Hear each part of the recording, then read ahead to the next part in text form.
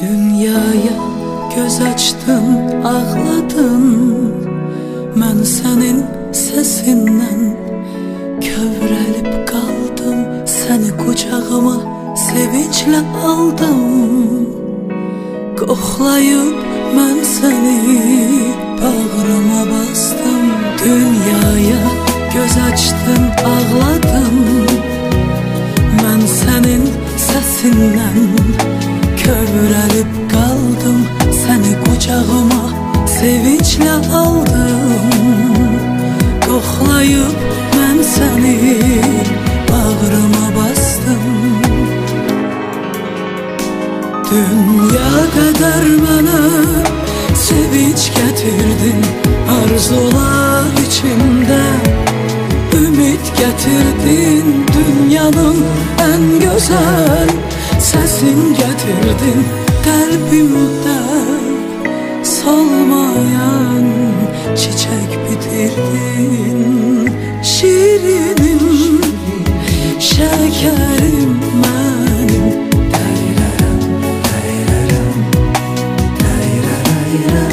Şirinim, şəkərim mənim.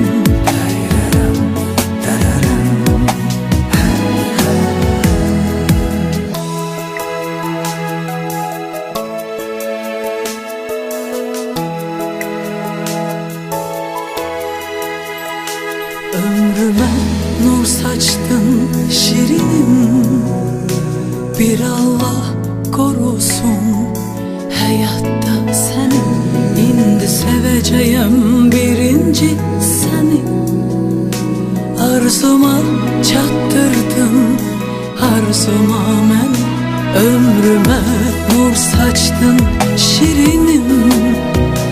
Bir Allah korusun hayatta seni. İndi seveceğim birinci seni. Arzuma çattırdın, arzuma məni.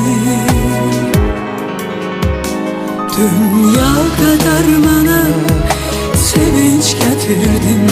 Arzular içində ümid gətirdin. Dünyanın